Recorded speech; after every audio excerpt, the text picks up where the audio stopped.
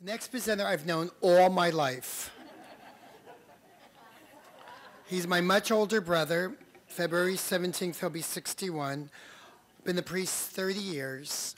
He's a dynamic priest. I learned so much of my priesthood from him. He has a very hard job as director of worship and liturgy. I enjoy watching him work. He's the only one I know that can push not only bishops, but archbishops, cardinals, and if he had the opportunity, he would even push the Pope around, because that's their job in the sanctuary. Don't sit there, sit here. But it is with great pleasure, because my brother works extremely hard. He's nonstop working. If he's not at the diocese working, he's working at this beautiful parish, San Barbara Bellarmine. He has a gorgeous rectory. It's right over here. If you have not seen it, we'll be doing tours after. But on a serious note, is that our parents truly raised us well.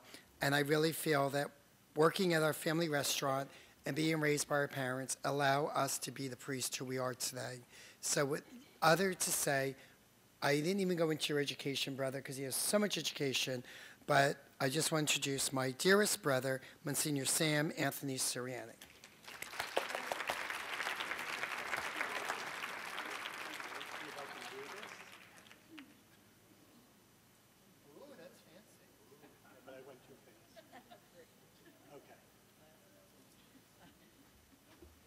One more. No.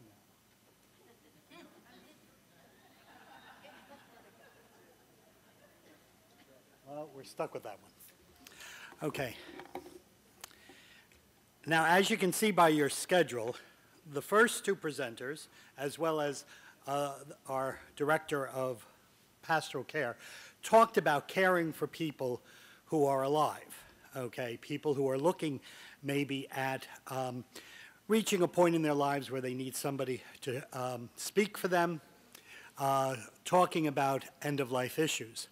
I'm here really to talk about what happens when they finally hear the Lord call them home and they go, and the funeral rites of the church. We heard a lot about having a conversation with family and those we trust in life issues. But another conversation that I think is so sorely needed is what happens after we die. What do we expect to take place as Catholics? And one thing you'll notice, my brother and I both like to tell stories, and we do tell stories about our own family.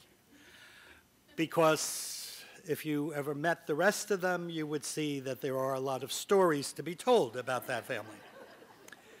But I remember one time, and it is very different talking about family when you have a family member in the assembly. But we had, this is going back many years. In fact, it goes back to when our brother Joseph was newly married. So it was mom and dad, Michael, Anthony, myself, my brother Joseph, and his wife. And we're sitting at a table at a restaurant right across from the beach. And somehow we got talking about how we wanted to die. And my mother announced at that time that she wants a New Orleans jazz band leading her to the cemetery after the funeral mass. And I said, and I had thought about this, I said, well, really, I would like to have celebrated Mass, walked into the sacristy, been tired, sit in the chair, and that's where they find me. My brother Anthony says, no, I want to go in the middle of Mass, right then and there. He goes, I want to make sure they remember me for as long as they can. What's interesting is that my father ended the conversation because he never wanted to talk about this. And it was always very difficult to talk about what happens when we die and what we want to do and what we want done. And when members of our family have died, including my father, my brothers and I would be the ones to take the lead in planning the funeral rituals. Funeral rituals that, sad to say, do not take place as much as they did at one time. As you see up there, In the decree for the Order of Christian Funerals issued August 15th, by means of funeral rites, it has been the practice of the Church as a tender mother not simply to commend the dead to God, but also to raise high the hope of its children and to give witnesses to its own faith in the future resurrection of the baptized with Christ. So the purpose of Catholic funeral rites is really to commend the dead to God, but to also raise the hope of the living in the face of death, in the face of grief, in the face of sorrow, and to give witness to that faith that we who are baptized will be with Christ and with all those who have gone before us, marked with the sign of faith. So the rite of Christian initiation into the afterlife. No, the rite of the Church assists the family, the community, and the Church by their structure, their placement, and their focus. And yet, we have to admit that our society denies the reality of death. And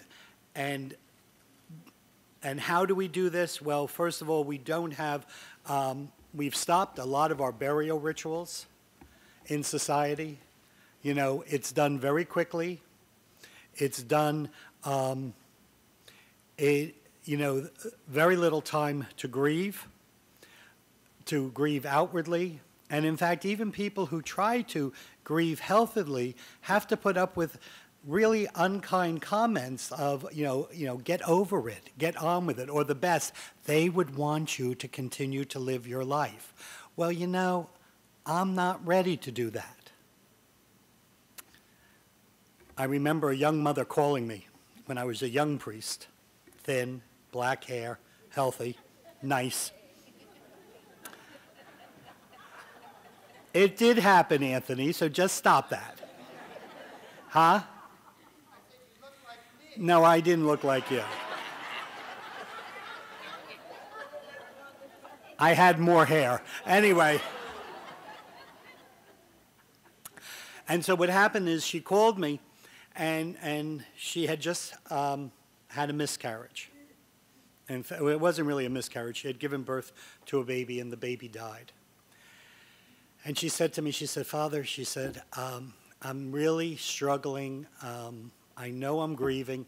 She said, but I'm really struggling with all the well-intentioned comments like, maybe God had, there was something wrong with this child and that's why God took it, or you're young enough, you'll have other children.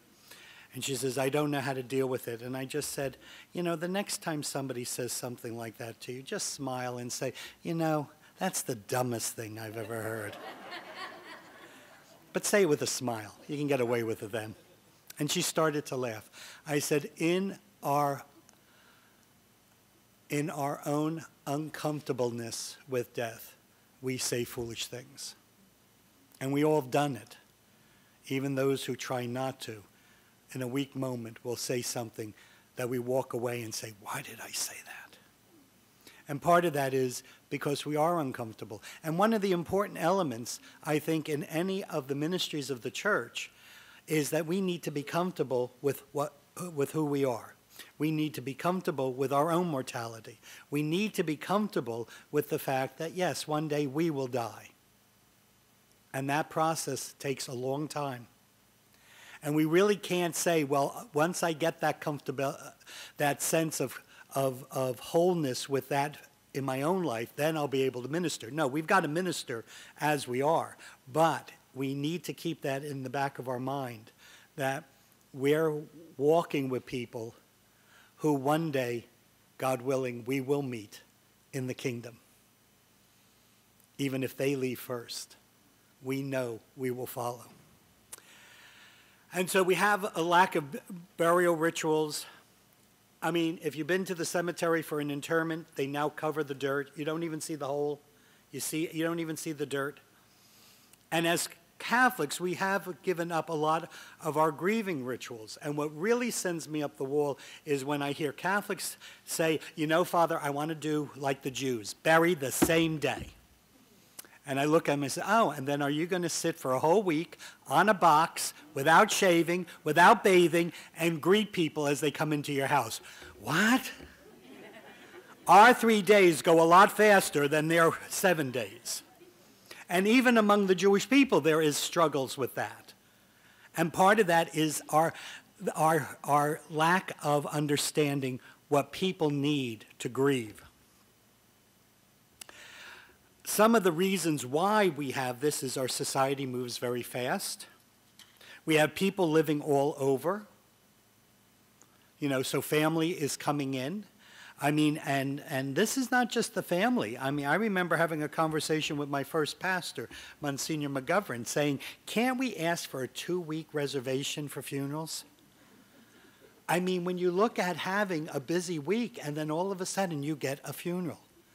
And then you've got to move things around. You've got to change things. Even if you don't know who the person is, you have to change your life. And that reminds us that when death comes, our lives do change. Even if we only know them because they sat in the pew across the way, or we knew them because we were in contact with them, or I knew them because they were a parishioner. Or, the greater number, is they had no other church father and they would like a priest to say a few words. I love that. I said, can I pick the words I want to say? So, death has a way of making us all uncomfortable.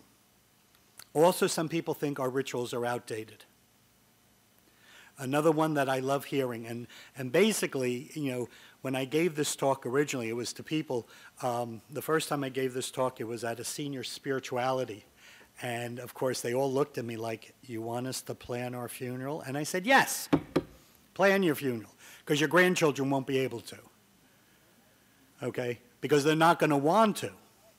So what I'm talking to is not just who you're going to be working with, but this is also to you, because you got to tell your children. And the first thing is drop that line, my children will not be able to handle it. Yes, they have to handle it. This is a reality of life. And we do the next generation a disservice. I sat with a woman once who was in her 50s who never had to deal with this until her own father died. Her mother took care of, the father took care of the mother's funeral. Now she had to do it, and now I'm giving her a tutorial on how to plan a funeral. And she's not alone. Of course, then there's our mom's favorite saying, I don't want a viewing because if they didn't come to see me when I was alive, I don't want them to come and see me after I'm dead. And of course, our response to our mother, as much as we love her, is, Ma, you'll be dead. We're taking care of everything.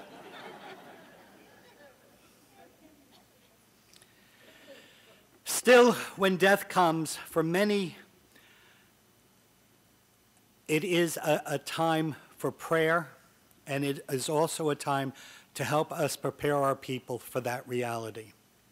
And so the Roman Catholic funeral rites have assisted us for centuries in the grieving process. As I said before, not just commending the people to God, the souls to God, but to help us with the grief. And so the 3 principal liturgies that I'm going to talk about are the vigil service, the funeral mass, and the interment. Now let's see if I can do this.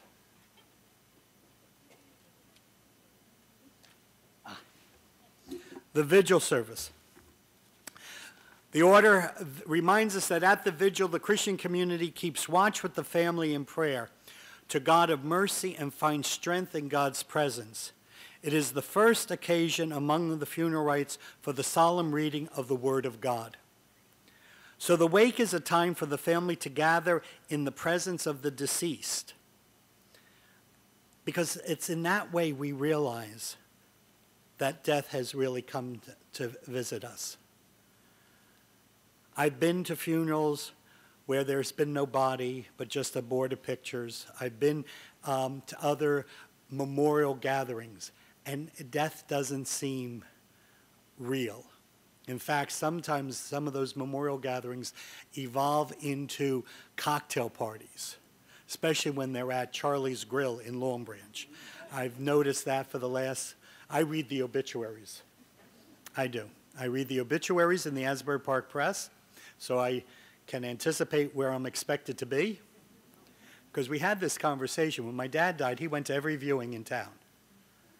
Because in our family, we call the funeral homes the Italian Community Center.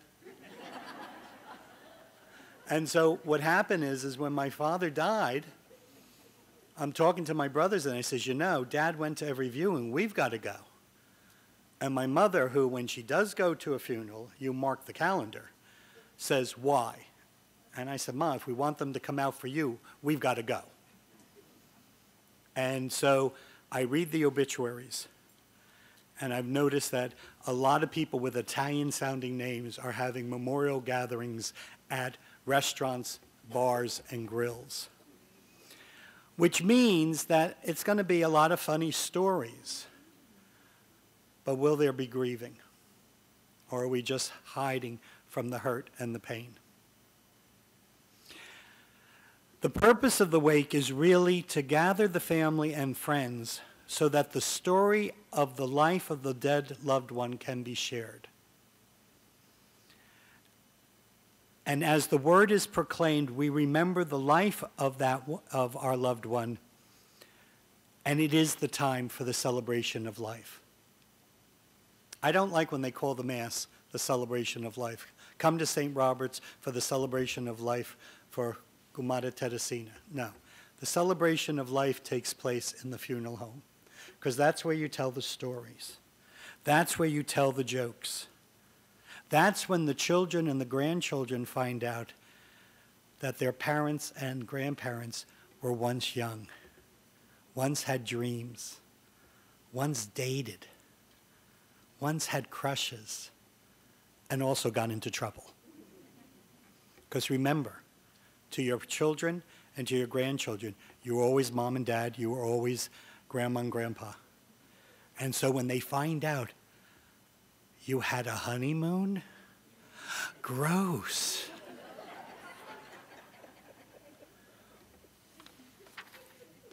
I remember at my father's funeral, at the wake, a gentleman, Derek, was walking out of church, and I said to him, I said, thank you for coming.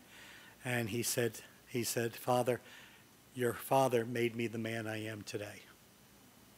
And I have heard that at other wakes, and children have said that to me. She goes, I never realized my father did that much. I never realized my mother did so much to other people. Do you know how that can touch somebody? Now, the reverse side, and there's always a reverse side, is nobody shows up because they didn't do anything in their lives. But what about the ones who have done so much? And you'll never know until you say, please come. Please come and let me know what you've done, what my mother, my father, my grandmother, my grandfather, my brother, my husband, my wife, what they have done in your life. And you will discover how wonderful their life was. Not just to you as a relative, but also to those around them.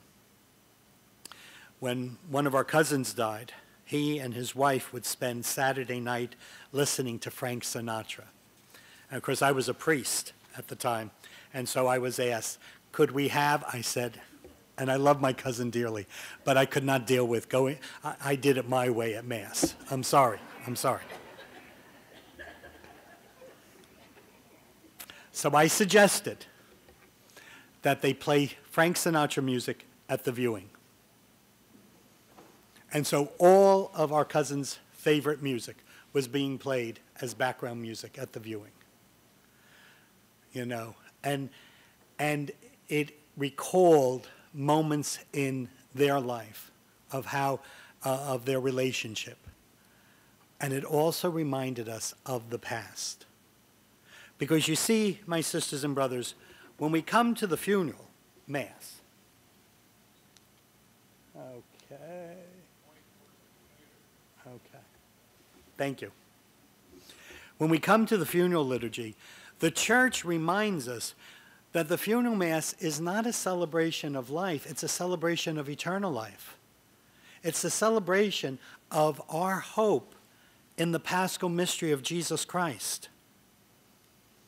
And in the funeral mass and the funeral rituals, we use the symbols of baptism all over again. Only this time, instead of welcoming somebody in, it is a reminder of the hope and the promise we have received through Jesus Christ. The sprinkling of the holy water. The white garment now becomes the white pall. That's why flags are removed when they come into church. Because the flag was a sign of something they did in their lives, which we are grateful for, their service to their country. But that white pall symbolizes their relationship with God. They are a son of God because we became sons and daughters of God. We were recreated into the image of Christ. And so when they come into church, not as a disrespectful, but as reminding of the unique dignity of the baptized, a white pall is placed, very much like that white garment that their parents or grandparents or godparents dressed them. Usually when I do a funeral, I'm always touched by when the children put the pall on the casket. And in my homily, I'll remind them, you know, as you put the pall on your mother's casket, she dressed you in your baptismal garment. That connection makes us realize that we've come full circle, that we are now going home to the Father. The placing of the cross on the casket is one of the symbols, and it always reminds me of that indelible mark that the sacrament of baptism gives us. That mark that reminds us of who we belong to. And then the use of the Paschal candle. Now, sometimes, I ask for a little information, when I do a funeral mass, so I can, because I don't know everybody I bury. I remember as a young priest talking to a friend of mine in Virginia, and I said, okay, I have to go now, I have a funeral, and her voice just dropped. Oh, I'm so sorry. I said, don't be, I don't know who I'm burying. I'll find out when I get into the sacristy. But in order to be mindful of what I'm burying, my homilies always focus on baptism, because that gives us hope. St. Paul says we are not like those who grieve without hope. We grieve with hope. So we have to grieve, but we have to also grieve with hope. And so the funeral mass becomes that celebration of the future, that our loved ones are not in the past. They're not in the stories. They're now in the future, and they're waiting for us. They're waiting for us. I also like reminding people that one day, and my bereavement committee sitting right here, so they've heard this enough times, and they're very gracious to me. They say, oh, Father, what a lovely homily. It's like the 2,600th time they might have heard it. But I always remind that we who come to pray for and console, one day we'll find ourselves in a center aisle. Maybe not this church, but we will find ourselves in the center aisle. And if we've been faithful, if we have been faithful to our baptismal promises, if we have seen Christ in all those who are put in our care, then I can assure you, when you hear his voice, you will go out and you will be in the light of light. You will meet light itself, Christ, who will take you to the Father. The other symbol that I really find very powerful is the Paschal candle. And it's not just the big candle that we light up, periodically. It becomes that light of Christ that shines brightly. And with that light of Christ, we are called to be that light in the world. And so again, when we do, homilies or reflections, if you're doing a teaching or even preparing for your own funeral, I have my own file. I call it Sam's final file.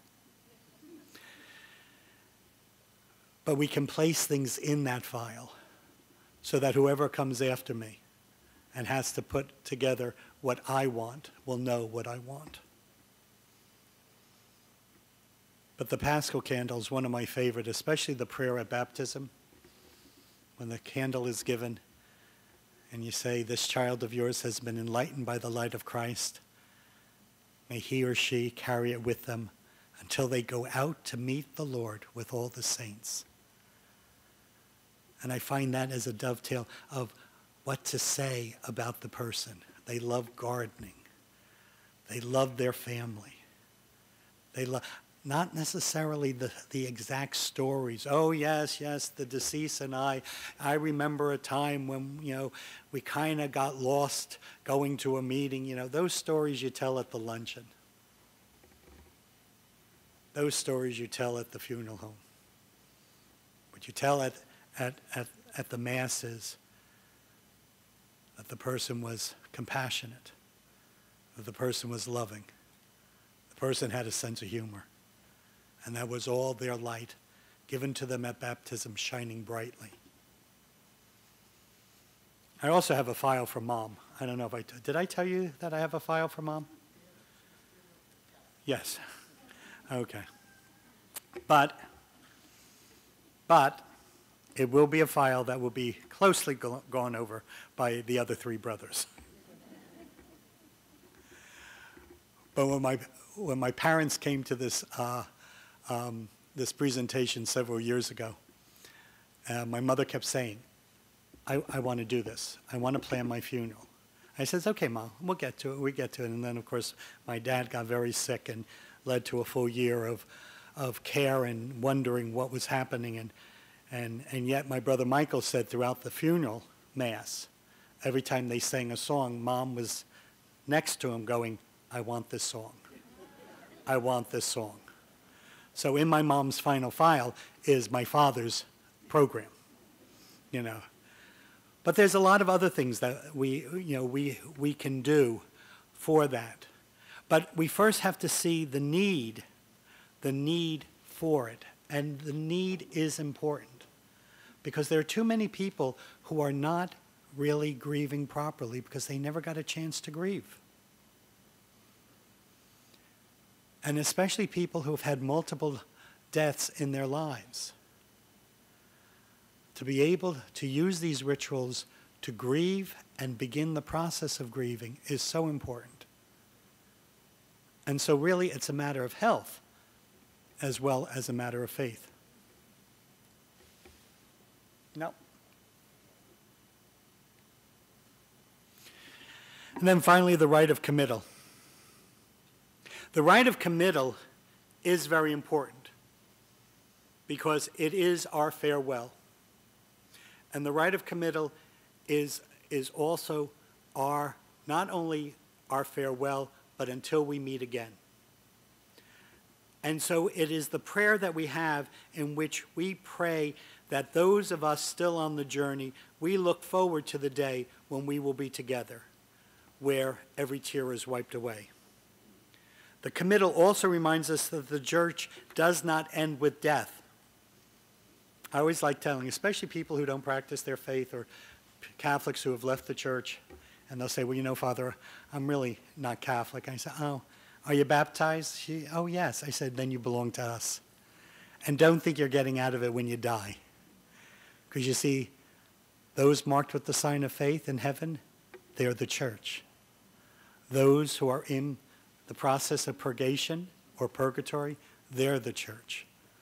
You don't get out of the church unless you go to that other place. And to be honest with you, I don't know anybody who's there. Remember, the church will proclaim who's in heaven, but we've never proclaimed who's in hell. And we'll leave it like that. As our Catholic people are losing their identity as Catholics, it's becoming ever more frustrating to watch families not bring their loved ones to church for the rites of the church. And there are many reasons for this. Part of that has already been discussed by both Father Michael and Father Anthony. families that no longer practice their faith, or the expense of the funeral. Fear of being denied a Catholic funeral because of not belonging to a parish due to marriage issues or illness, or requesting rituals that may be at odds with the church, such as the final request to have ashes sprinkled over the ocean, forest, or golf course. You can be cremated, but we just don't want you scattering the property, the earth. I always refer to it as an ecological, request. Don't pollute any more than we have. Because number one, it's not ashes. So when you work, it's important that we use the right term. Cremains are grit and pulverized bone. It's not the ash we receive on Ash Wednesday, and it's not even light. It's very heavy. I had the I won't say privilege, but the honor of transferring the cremated remains from the box that was delivered here to the urn that the family asked us to do for a funeral on Saturday, a couple of months ago. And it's heavy. And so it's not like that light, you're going to flutter into the wind. You're going to plop down and probably destroy God's creation.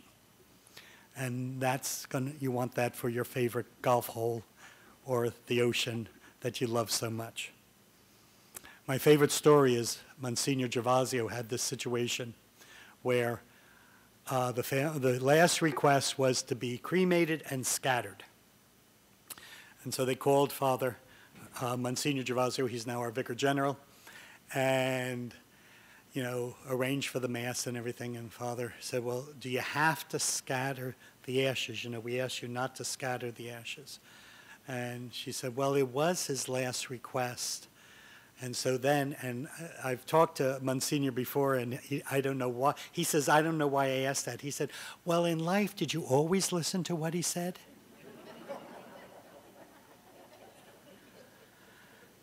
And she thought for a while, and she said, no. He said, then why start? And so she did. She was able to place him in a grave. And later on, she would say, thank you very much, because it gives me a place. I know he's not there, but it gives me a place where I can go periodically just to have a conversation with him when I need it. See, these are things that so many of us already know. We may have experienced it, or we had parents who experienced it. So many in our younger generation haven't experienced it. And since they already know what they know, and they don't need to know anything else, and by the time they need to know this, we might all be gone. We have to make sure that when it's our turn to enter into the light of light, we leave instructions for them to say, this is what I want you to do for me. And if you don't, I'll haunt you for the rest of your life. So along with having the conversation, also sit down and write things down. Write them down, and don't be afraid to tell your child. See, that's one of the fears. Aunt Marietta. I sat with Aunt Marietta. This is my father's youngest sister. And it was the last time I would see her. And she was telling me what she wanted. She wanted the Mass, and she wanted a memorial Mass back home in Long Branch, where she grew up, She died in Florida. But she didn't want a viewing because, Sammy, my kids won't be able to handle that.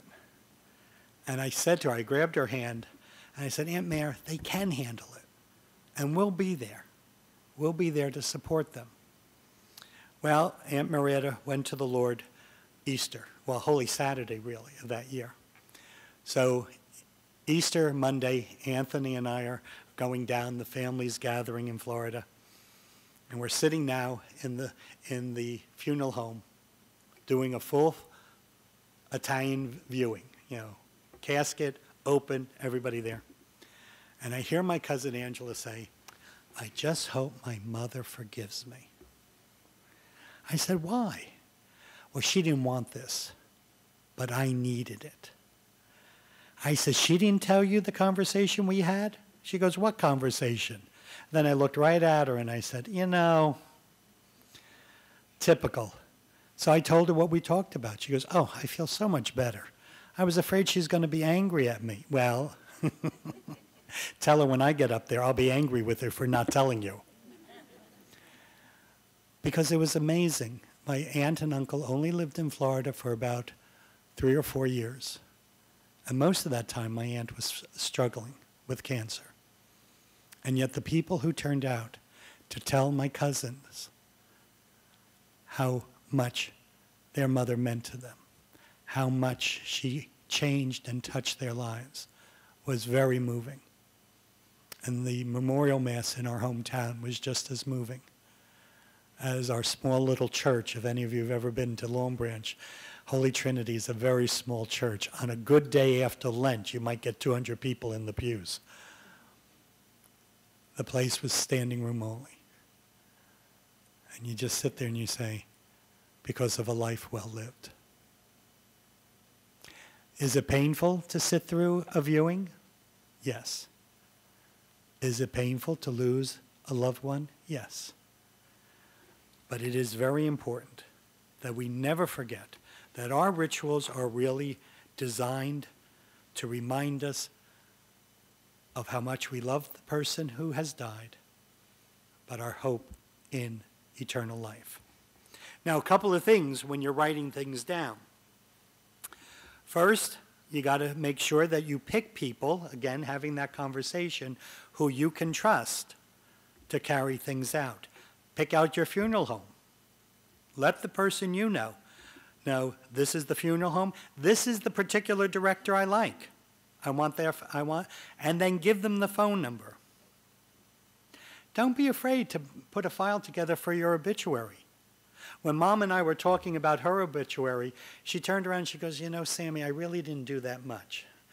I said, "Well, Mom, and then we just started picking it up. I said, "Well, Mom, remember when you were the secretary to this? And remember when you did that? And remember," she has quite a sizable obituary for somebody who felt she didn't do that much.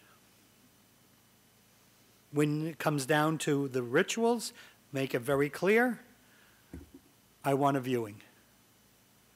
And I want the eulogy at the viewing. I want you to tell the story about me there. When it comes to the funeral mass, ask for a funeral mass. Tell them you want a funeral mass.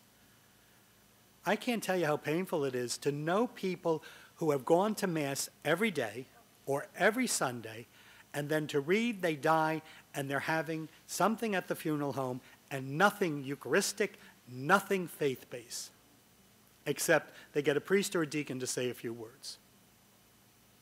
Now, I won't tell you how many black candles I've lit for members of those families.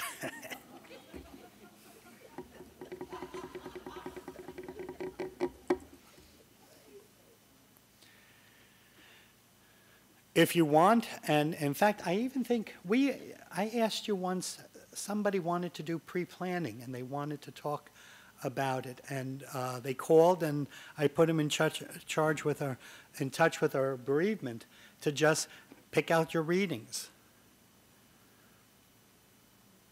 and also give the suggestion of music.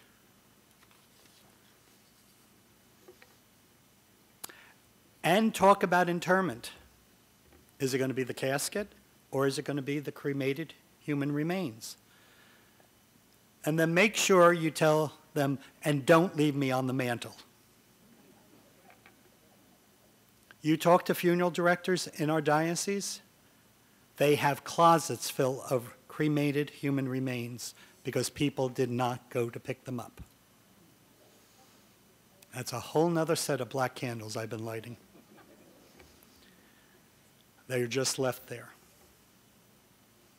And then you date it, put your signature, and have somebody witness it. And then if you have multiple children, siblings, make copies for every one of them. and tell them that this is about you and your faith in Jesus Christ, not about them. By doing that, you'll be doing two things. You who have been faithful to the church, you have dedicated your life to the church, will have the rituals that you're entitled to by your baptism and that celebrate the faith that you've held and carried in your heart and worked for.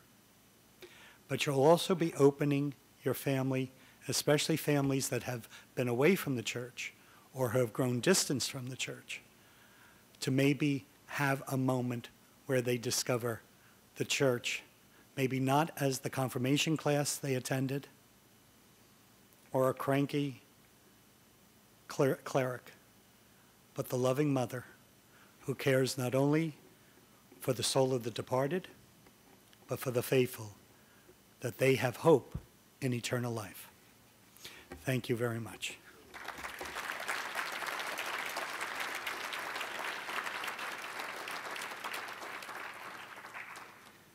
We do have a few. Any questions?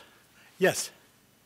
Can you discuss the circumstances where you are cremated when you die? And the viewing and the Catholic Mass is made on the cremated remains. Okay. The question is, when there's a cremation immediately after a person has died, and then there's a mass with the presence of the cremains. That has been allowed. It was approved, I would say probably in the late 90s. Cremation for us Catholics was approved in the early 60s. In fact, even before the Second Vatican Council, cremation was approved. We just never told anybody about it, which we have a tendency to do. But then in the 80s, cremation became ever more popular, and we said yes, but you couldn't bring the cremains into church, and that caused a lot of hard feelings. Now, you can bring the cremains into church. Usually, the church has asked us not to get a little pall for the cremains, because the pall is really for the casket, for the body. The cremains are kind of like the speeding up of the result of death, you know, instead of over years or centuries, just in one process. But it can be placed on a table in front of the sanctuary. The Paschal candle should be lit with a picture or some flowers. That is all possibilities that can be done, you know, and also, I've been to the funeral home where we had the viewing or the wake with the cremain present, and a lot of pictures. I have to say the memory boards I find fascinating, and I really, and I find them to be so important. I know some now do it on computer, so it's almost like a slide presentation. Some still make the memory board, but it fulfills what should be done at a viewing. It tells the story, it tells the past, which allows us then to generate more stories, especially those of you who are family. You're sitting there saying, oh, I remember when that picture was taken, and then you can tell the backstory of the photograph. But but there's no problem with bringing the cremated human remains in at a funeral. Yes.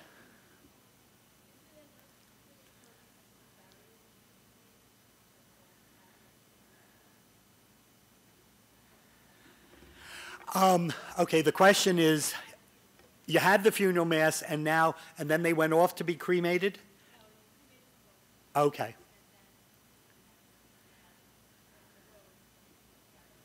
Oh, down the road, yes. Okay. One of the interesting things about the interment, it can be done by a priest, deacon, or layperson. So anybody can say those prayers, you know. And sometimes, like now even, you know, our Aunt Marianne and Uncle Sal. My aunt was the first one to go. You know, she died. She asked not to be interred or entombed until Uncle Sal goes, and when her children decided where they'd end up, because at the time, her son and daughter, who both live in Florida, were talking about maybe relocating to a state closer, like maybe one of the Carolinas. And really, it was my brother Michael who told my cousin Angela, you know, they can be buried in the family plot in West Long Branch over grandma or grandpa. And that's where they are, because they both were cremated, and I believe you can fit about 6 cremains in one grave with, one casket on the bottom. And, if a priest or deacon can be there, that's fine. If not, the prayers can be said by a layperson. So that is possible. And that's really something that I think we really need to be aware of as church, that a lot of people don't know where their families are going to end up in the journey of life.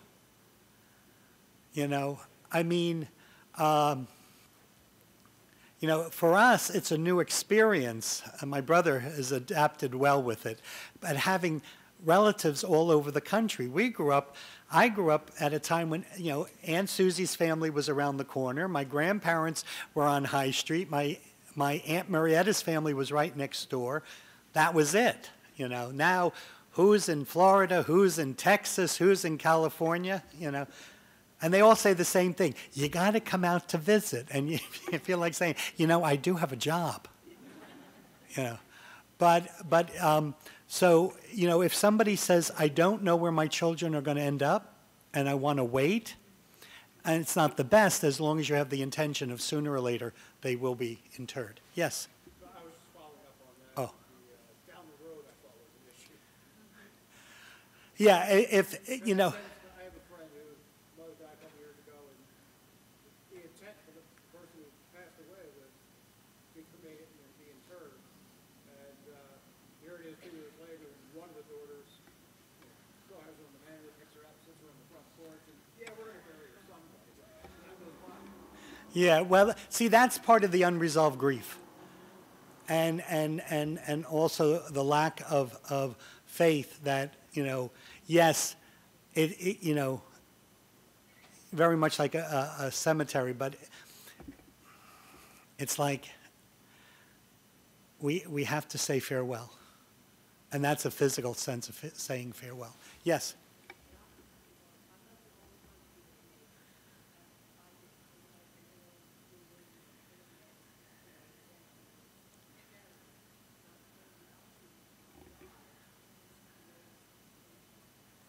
Yeah, that's a possibility. Okay, the question that was asked is, now your husband he died. Okay, so he wanted to be cremated, so he's cremated.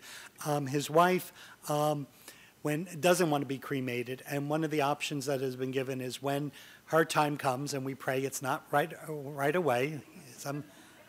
He's buried, but you can take him up and, put him in the box. I'd maybe get a different urn, and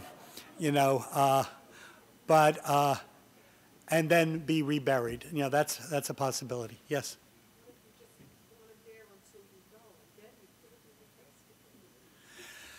I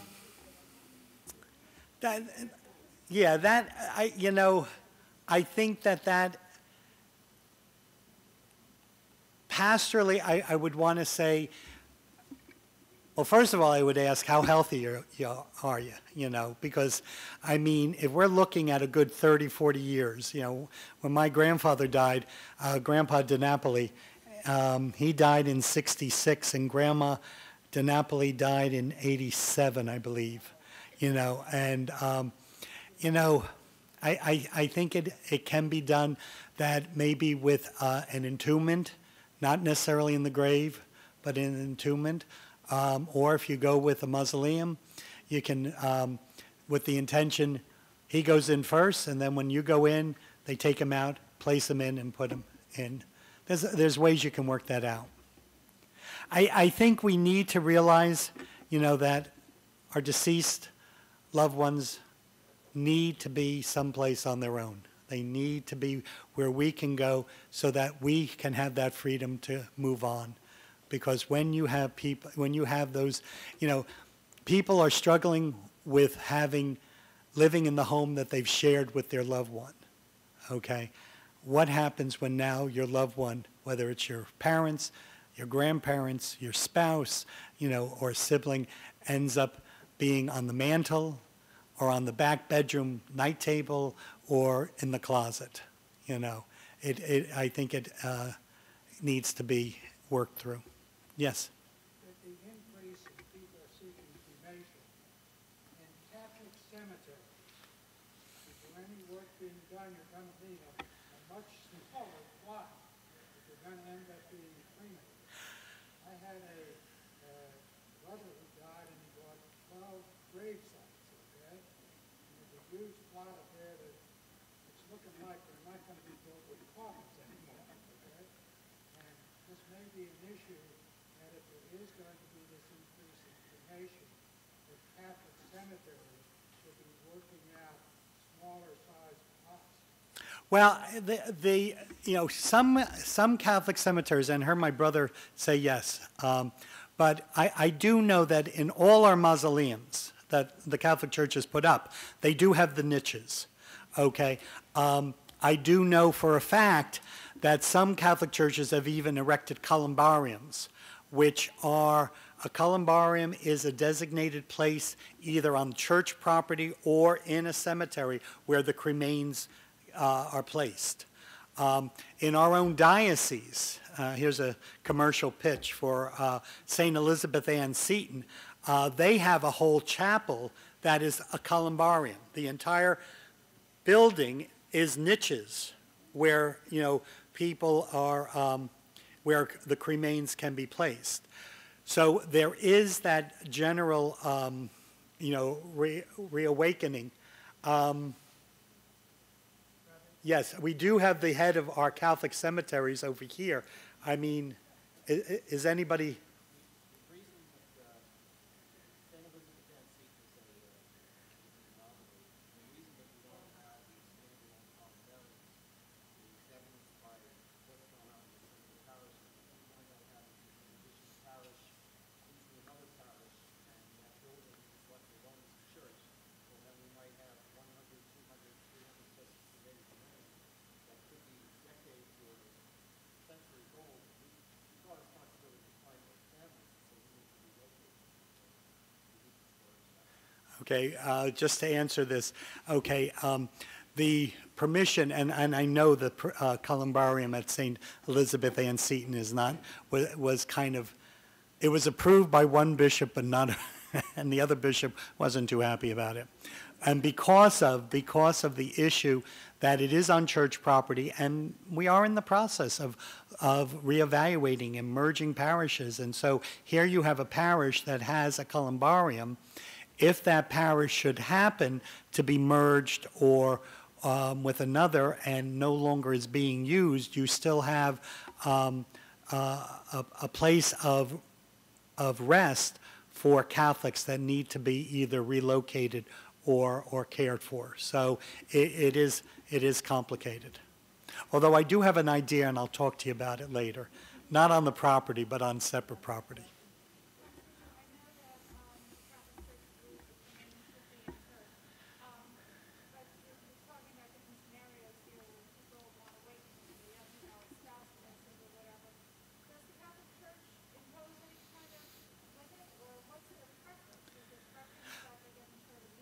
The preface is there is the intention to have them interred.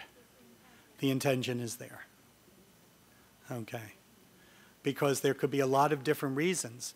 I mean, the family could be here, but the family plot could be in Ohio, and that's where we're going at some time. Okay. Yeah, I'm just over here. Yes.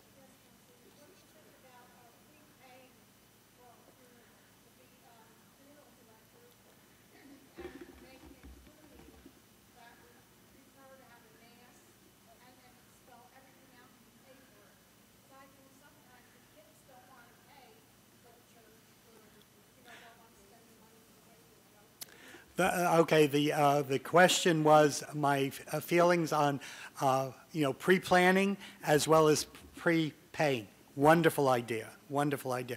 I have to confess, when I was the pastor of Holy Angels in Trenton, I charged the same for whether you came to church or we went to the funeral home. And again, I have to confess, it's the color braze in me. Nobody is shortchanging their mother or father to make on the cheap. You're not going to get away with, and even here sometimes people say, well, what do we charge for? I said, well, what do we charge for a funeral mass? And they say, well, they're not coming to church. That's all right. We're going to there. Our donation, though, is only $200, so it doesn't break the bank. But at the same time, though, that is a real issue. I mean, we don't like to talk about it, but it is a real issue when all of a sudden everybody's trying to calculate how much it's going to take to bury mom, dad, grandma, and grandpa and have enough left so there's an inheritance that everybody can fight over. Yes?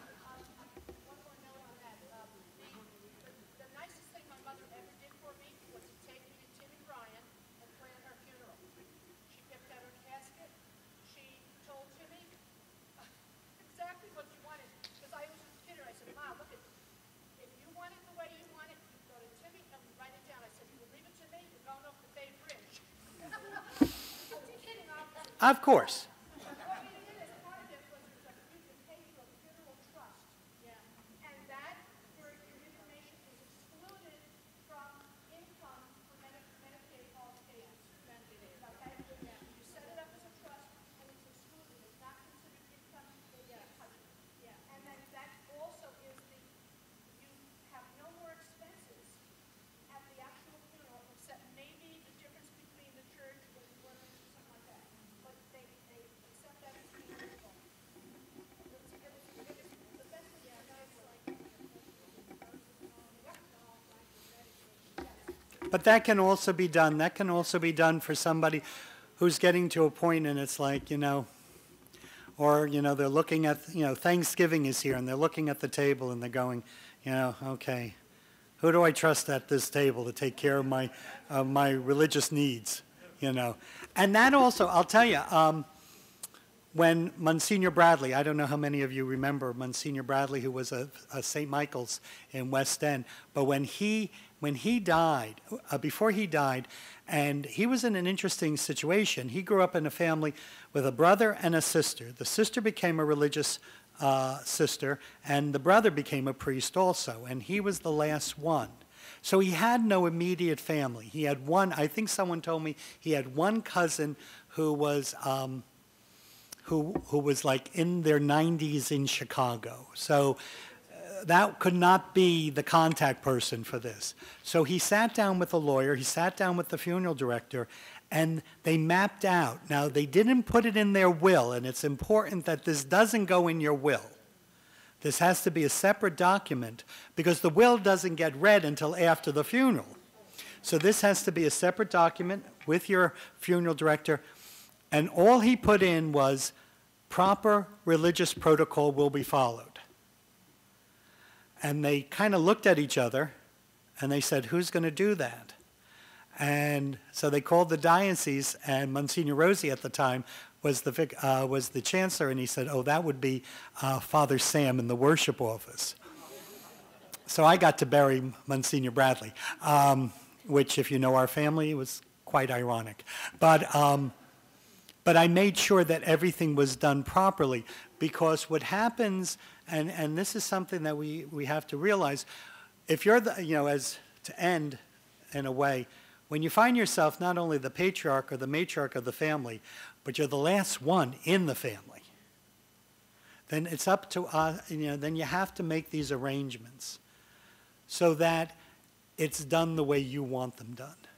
And it's done in a very respectful, reverent way. I have to tell you, I envy the Jewish chapels in New York with their ads, because they're always harping on you having a respectful, reverent funeral that meets your spiritual needs. And I think that's the message we now need to say, to our people. One more, yes.